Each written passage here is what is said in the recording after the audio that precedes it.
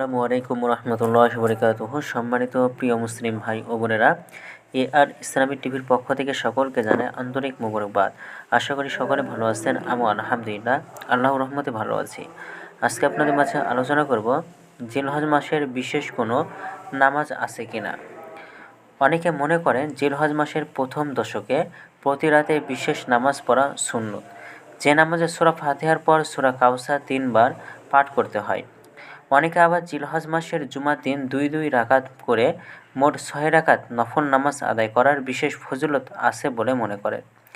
এ আমলগুলো ভিত্তিহীন, গ্রহণযোগ্য সূত্রে বর্ণিত কোনো হাদিস থেকে এরকম কোনো আমল পাওয়া যায় না। কোনো সাহাবী বা তাবে এরকম আমল করতেন বলেও জানা যায় না।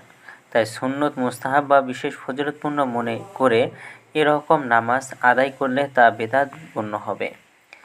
ইসলামের উৎস হলো কুরআন এবং রাসূলের সুন্নত, অর্থাৎ তার কথা, কাজ এবং সমর্থন।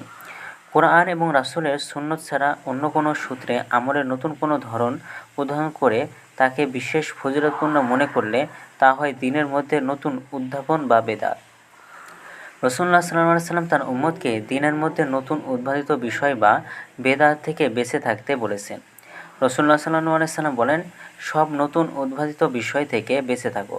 সব নতুন উদ্ভাবিত বিষয় বেদাত, আর সব বেদাতই পথভ্রষ্টতা। সহিহ মুসলিম শরীফ। কুরআন এবং বিশুদ্ধ হাদিসের আলোকে জিলহজের মহিমান্বিত দশকের 11টি আমল। 1. অধিক পরিমাণে আল্লাহর জিকির বা স্মরণ করা। মহান আল্লাহ বলেন যেন তারা তাদের জন্য স্থাপিত কল্যাণসমূহ প্রত্যক্ষ করে এবং নির্দিষ্ট দিনসমূহ আল্লাহর নাম উচ্চারণ করে। সূরা হজ। আব্দুল্লাহ ইবনে আব্বাস রাদিয়াল্লাহু তাআলা আনহু বলেন, এই আয়াতের নির্দিষ্ট দিন বলে জিলহজের প্রথম দশককে বোঝানো হয়েছে। তাফসীর ইবনে কাসির। 2. নেক আমল এবং ভালো কাজের প্রতি বিশেষভাবে যত্নবান হওয়া, কেননা মহান আল্লাহর নিকট অন্যতম সময়ের আমলের চেয়ে জিলহজের প্রথম 10 দিনের আমল অধিক প্রিয়। সহিহ বুখারী শরীফ। 3. অন্য সময়ের তুলনায় এ দিনগুলোতে পাপ কাজ পরিহার অধিক সচেষ্ট থাকা। সূরা হজ। 4. সামর্থ্যবান হলে হজ করা, কেননা হজ ইসলামের মৌলিক 5টি স্তম্ভের একটি স্তম্ভ।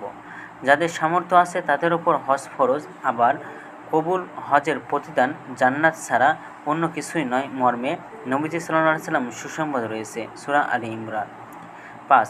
সামর্থ্য থাকলে কুরবানি করা। মহান আল্লাহ বলেন, তুমি নিজের প্রতিপালকের জন্য নামাজ আদায় করো এবং কুরবানি করো। সূরা কাউসার। 6.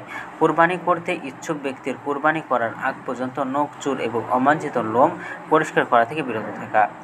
এই হাদিসে যদিও কুরবানি দাতাকে চুল, নখ ইত্যাদি কাটা থেকে বিরত থাকতে বলা হয়েছে, তবে বিভিন্ন বর্ণনা থেকে বোঝা যায় যে যাদের কুরবানি করার সামর্থ্য নেই তারাও ফজিলতপূর্ণ এই আমলটি করতে পারেন। এমনকি শিশুদেরকেও চুল, নখ কাটা থেকে বিরত রাখা উত্তম।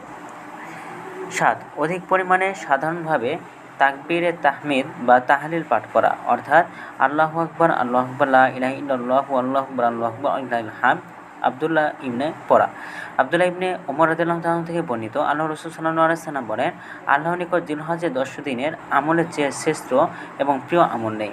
অতএব এই দিনগুলোতে তোমরা অধিক পরিমাণে তাকবীর, তাহমিদ এবং তাহলিল পাঠ করো।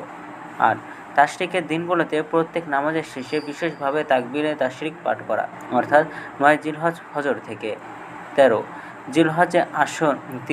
13 জিলহজ আসর পর্যন্ত প্রতি নামাজের পর একবার আল্লাহু আকবার, আল্লাহু আকবার, লা ইলাহা ইল্লাল্লাহু, আল্লাহু আকবার, আল্লাহু আকবার, ওয়ালিল্লাহিল হামদ পাঠ করা। মুসনাদ ইবনে আবি শাইবা।